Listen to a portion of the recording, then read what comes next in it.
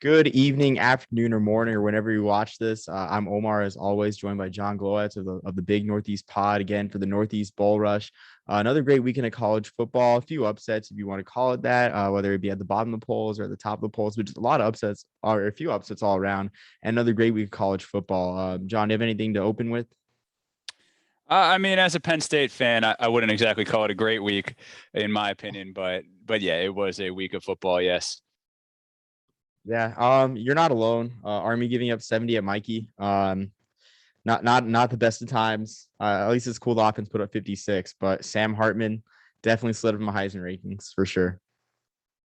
Yeah, that was a fun game to watch, though, as a neutral observer. I think I think that game was on at the same time as the Penn State Illinois game. So just like flipping from the two games, and just such a contrast of a 70-56 game versus what was it, a 18-20 game in 9 overtimes. Just where neither team could really put the ball in the end zone, or they both missed field goals and such. So it was a breath of fresh air to as a neutral fan, at least, to see that during commercial breaks and such. No, I agree. I see where you're coming from. It's cool to see Army put up points, air the ball out even. Our Yeah. quarterback, Jabari Laws, for first 3 touchdown game by a quarterback since 07 when Army ran the pro style. So that counts for something. But we'll talk about Army later on. We charge on at 4-3, and that's that, I guess. So, yeah. So beginning with our first topic, sort of, I wouldn't say a big game in the ACC, but I guess an important game for both teams' postseason hopes. Boston College at Syracuse on the Regional Sports Network at 3:30. So what do you make of this game, John? Do you think this is an absolute must-win for Boston College or Syracuse, or both? It's a must-win for both teams. Looking at the schedule, it's pretty tough for BC, but it's tremendously tough for Cuse. Let's see where I had it down here. After BC, Cuse has at Louisville, NC State, and then home for Pitt. So, they really need to get this win if they have any hope of getting to 6-6. Even if they do get the win, I think they probably end up losing those final three. So we'll see.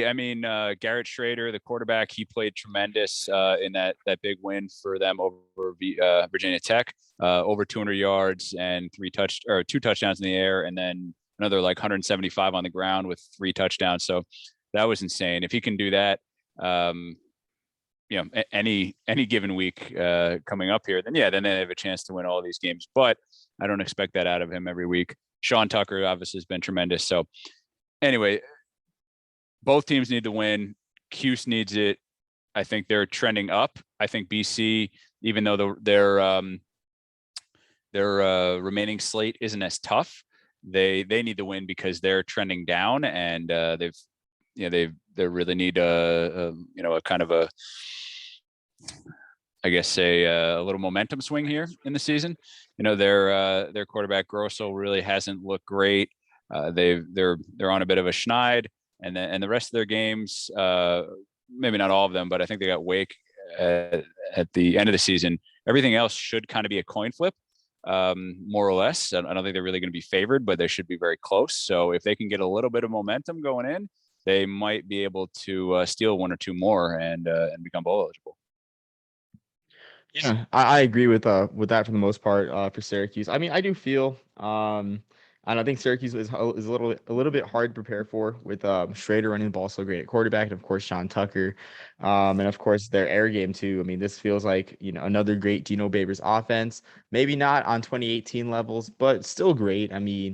Schrader has that other element. I kind of feel like if Cuse wins this one, I kind of feel like Louisville, with a bye week to prepare as well, that might be not as much of a challenge as we think. So I could totally see Syracuse getting 6-6, but I do think it is harder for them. For Boston College, if they don't beat Cuse, Virginia Tech is on a slide, and they get Virginia Tech on a Friday night. Likely to be the red bandana game too. Magical things happen in Chestnut Hill as for the red bandana game. So I'm already marking that one as a win if it is. Probably gonna regret that take later.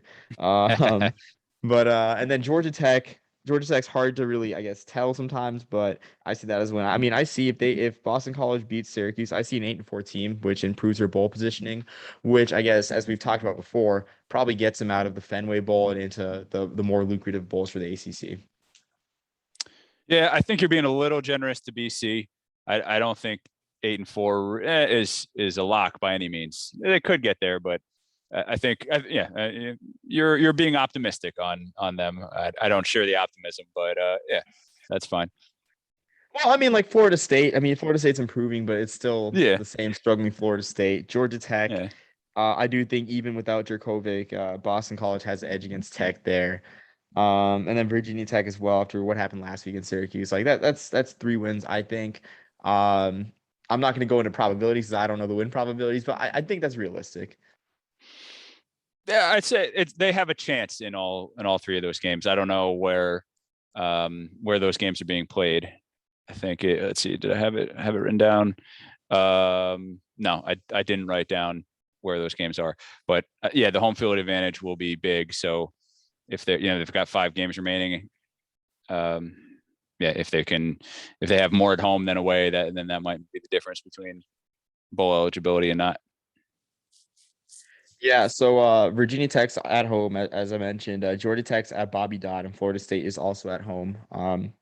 Cold Massachusetts weather against Florida State could be an edge, but yeah, I see Yeah. I see the lack of optimism, especially like with the quarterback play with Grossell. Seems like it's 2019 all over again, where BC starts strong, gets a quarterback injury, Grossell's thrown in, Grossell plays subpar, lather, rinse, repeat. No offense to him, but I mean it's kind of like the same pattern. So yeah, I totally see where you're coming from. But yeah, huge game this week on the RSN.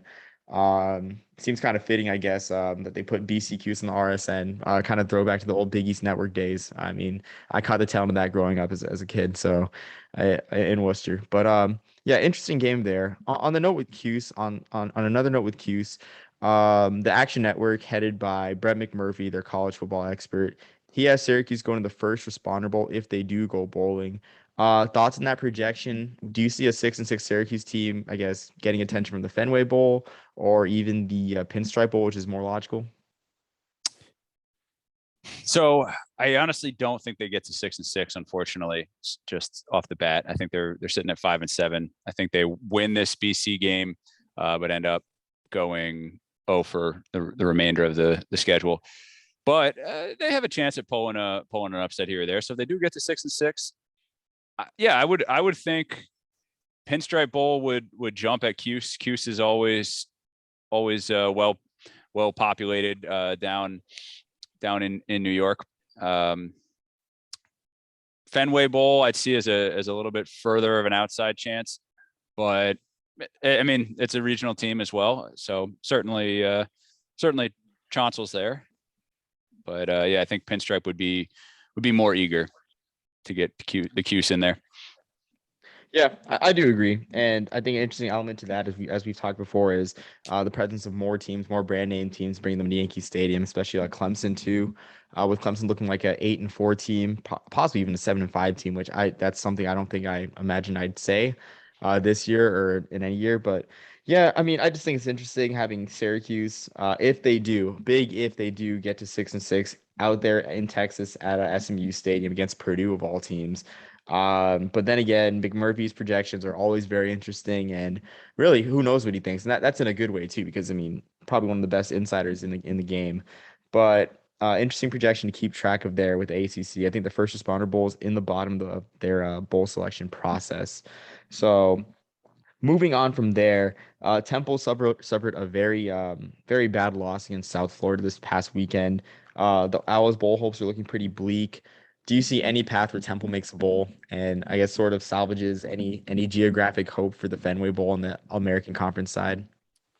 Yeah, I mean I think it's curtains for Temple. Unfortunately, they're not going to be favored in the remainder of their games, but I mean there's certainly a path, if they, uncover some sort of miraculous turnaround and gets, I mean, play the way they did. What was it, 2 or 3 weeks ago when who they upset? Was it Houston?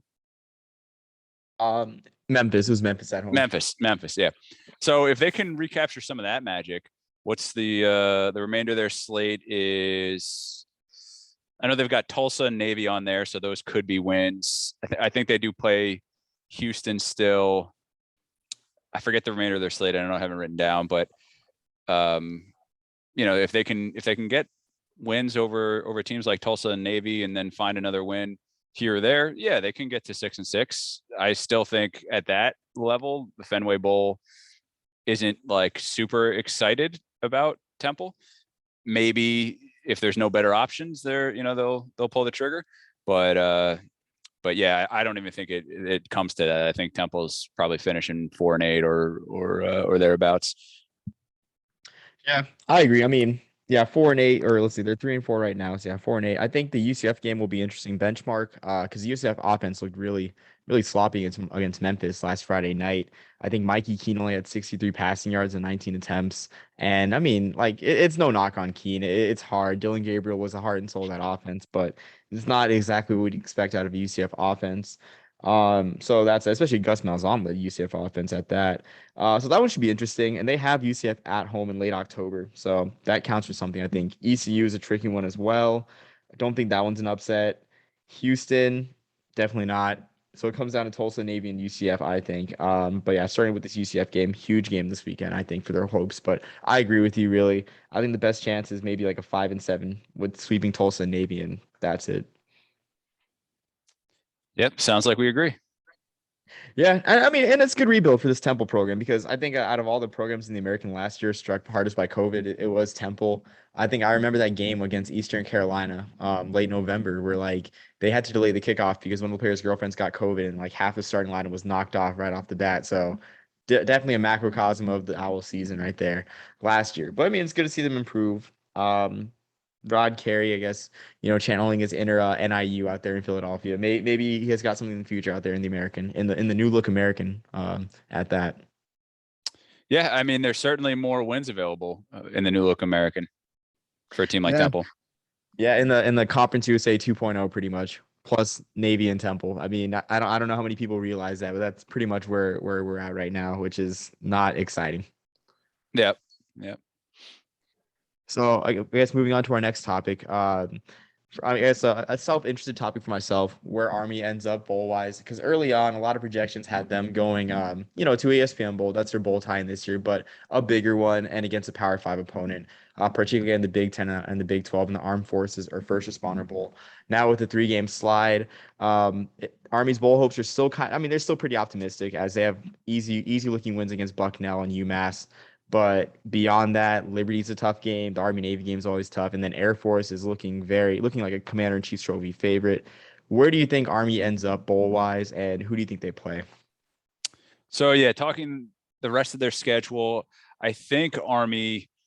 I'm optimistic on them. I think I think they dropped that game to Liberty, but win the rest and end up 8-4. Certainly possible that they drop one of those to the Air Force or Navy, probably more likely Air Force, but I think they get the win. So 8-4, maybe 7-5. So I still think they get to the Armed Forces Bowl. I think I looked a little bit before we started recording here. Most projections I was seeing was still Army in the Armed Forces Bowl.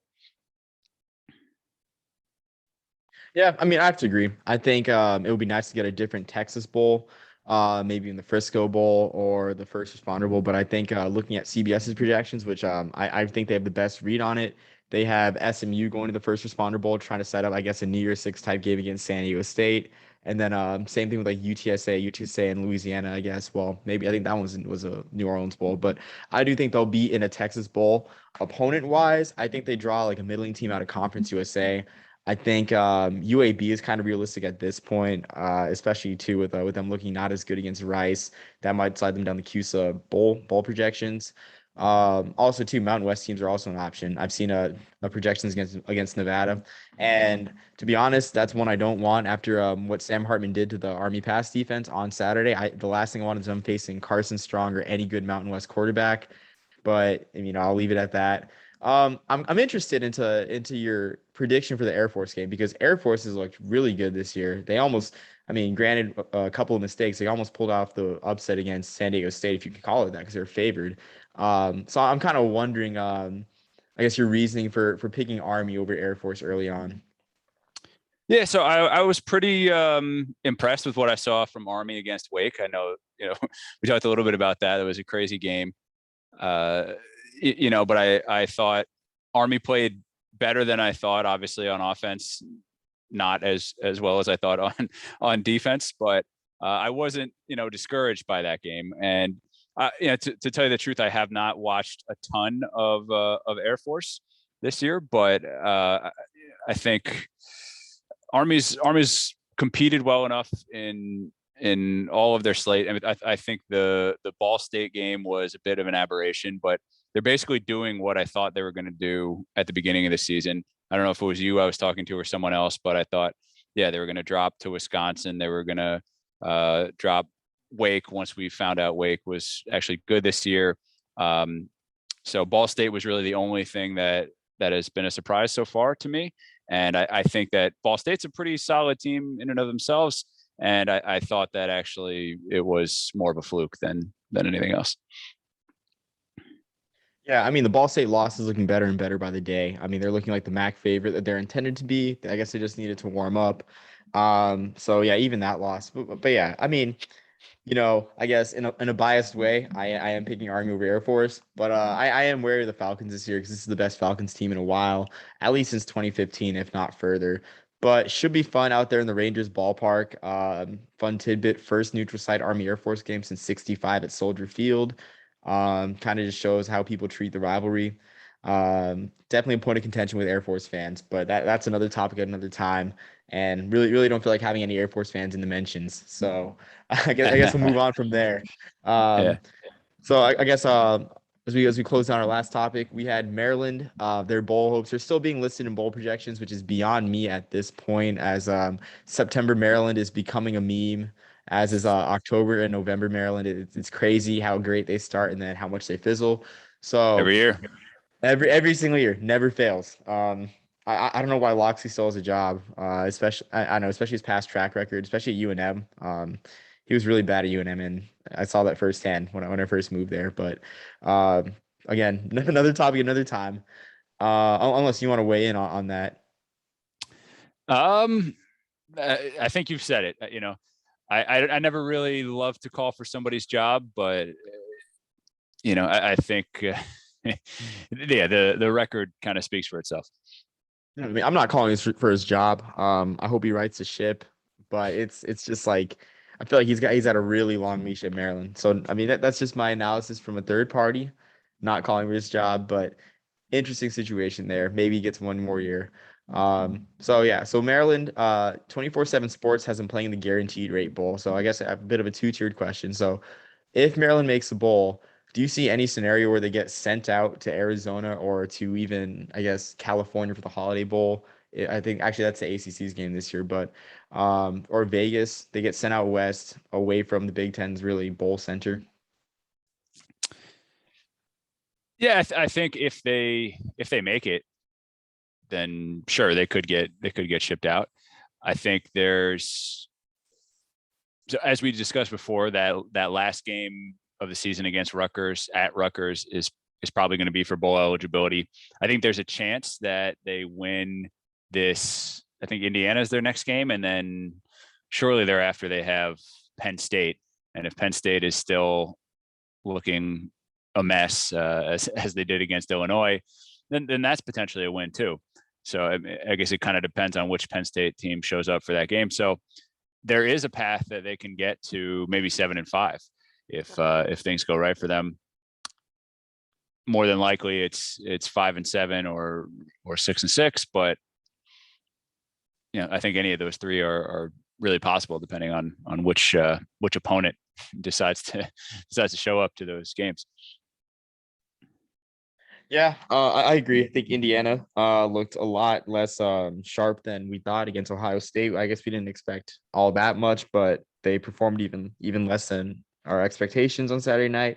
So I think that's a win this weekend, and then Rutgers to get to 6, which I'd give the edge to Maryland over Rutgers, especially after the Rutgers offense has kind of fizzled in the past few weeks. I do find it interesting though that I guess that certain projection had them going to Arizona instead of going to the Pinstripe Bowl. I have seen Purdue emerge as a Pinstripe Bowl favorite, and I've never heard anything about the New York City Purdue alumni base. Maybe that's something I should look into. But do you think Purdue is, I guess, a strong resume with a ranked win over Iowa? Do you think that even matters for them going to the Pinstripe Bowl? Yeah, I think that if they continue to build steam off of that, then sure, that will help. I don't see it. I don't see it continuing. I forget? Did they play this past weekend or do they have a bye? I didn't look up. They lost to Wisconsin. Yeah, okay, that's not a terrible loss, but big win over Iowa. Obviously, I imagine they're not ranked this week after that loss to Wisconsin, so they're probably not going to end up ranked this year, but they might be just on the cusp. So if that's the case, they certainly could be an attractive draw for the Pinstripe Bowl. Yeah, I agree. I feel like that bowl more than anything, as we've talked before, probably should aim for geography at most. So I'm curious as to why they would pass up a Maryland team. But if they're 6-6, I guess the Pinstripe Bowl would consider themselves a middling bowl, at least in the Big Ten Bowl selection process. So maybe it's more of a pride thing for them to pass on a 6-6 local team. So yeah, I agree with that for the most part. So now on to the second part of that tie, in which, I mean, really doesn't have much to do with this podcast, but they have Louisiana Monroe as their opponent, which is interesting because I think it shows a general lack of understanding of bowl selection processes by these prognosticators at times, where in that case, if the Big 12 or Big 10 can't send a team, the Mountain West would send one of their best teams, say like an Air Force, like Air Force One in 2019, when the Big 12 cannot send a team to Phoenix.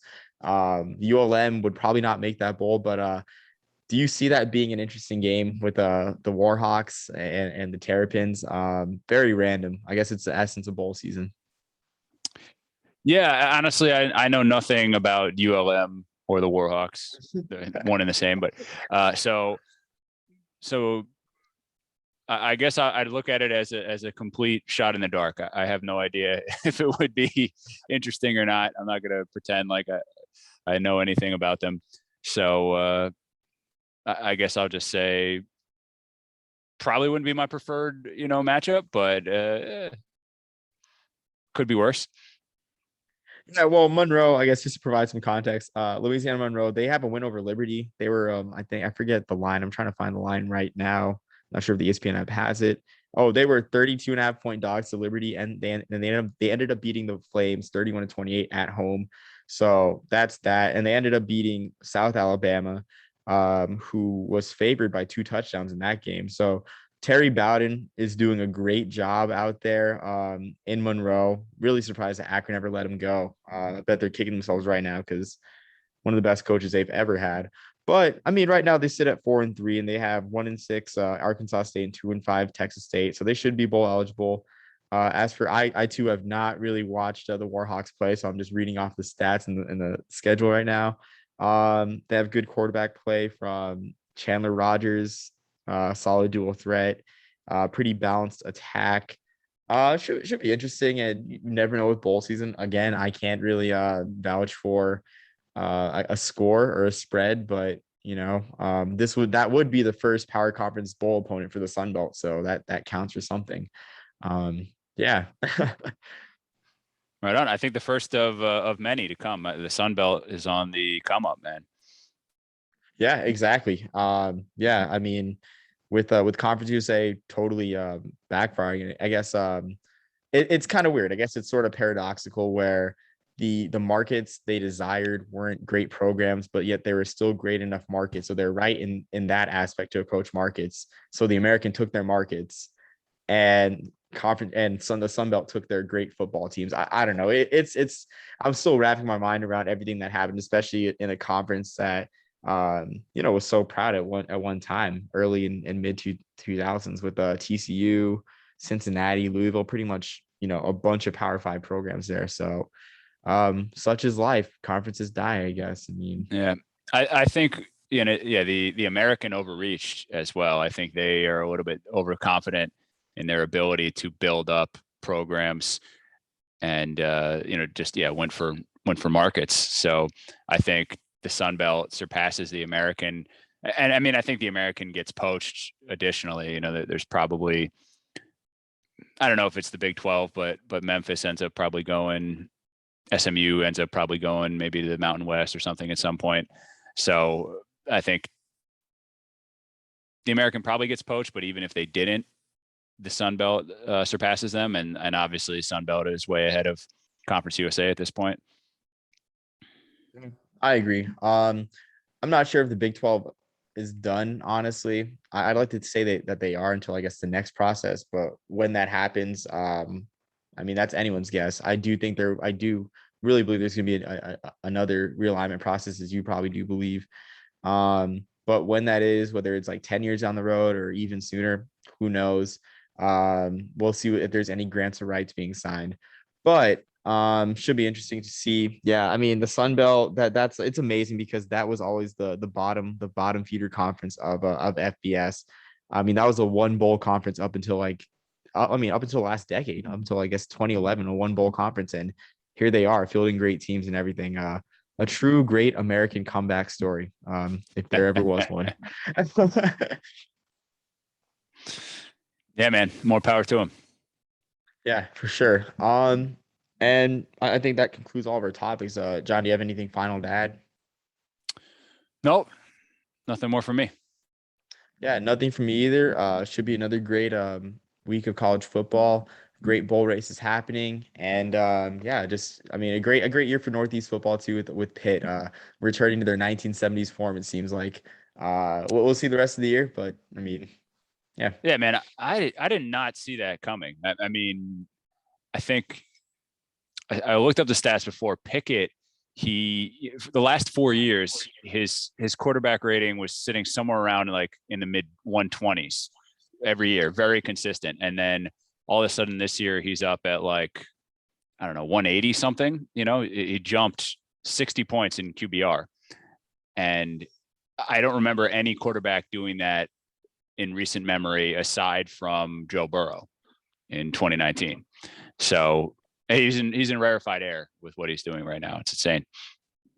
That's exciting. I guess we can only attribute it to one thing: the Mark Whipple effect. If we're being honest, if he can turn Andrew Ford and Ross Comas into really serviceable, great quarterbacks for UMass, then you can turn Kenny Pickett into a first-round draft pick looking. Well, I guess I'm exaggerating. A second to third round draft pick looking quarterback, then I guess it's possible. I saw somebody tweet, I don't know if this is true, that Mel Kiper had Pickett as his first quarterback off the board, like number 15 or something like that. Ooh. I guess it's a number one signable weak quarterback class then. Yeah, I mean, could be, but I think he's getting real buzz, and you know how quarterbacks jump up those draft boards. So, I wouldn't be surprised if he's in the top 10 by the end of the year if he keeps going the way he's going. No, absolutely. And I mean, I'm hoping for, I guess, the Kenny Pickett Heisman train to hit the station. So I guess leaving that note, until next time, this has been fun. Peace, love, and soul, everyone.